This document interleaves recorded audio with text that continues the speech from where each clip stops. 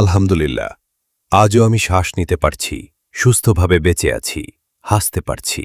আমার প্রিয় মানুষগুলো আমার পাশে আছে। এগুলো কি কম নিয়ামত?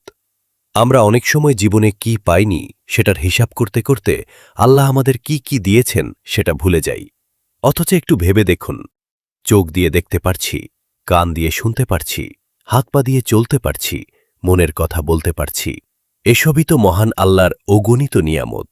তাই জীবনে যা নেই তা নিয়ে আফসোস না করে যা আছে তার জন্য শুকরিয়া আদায় করি।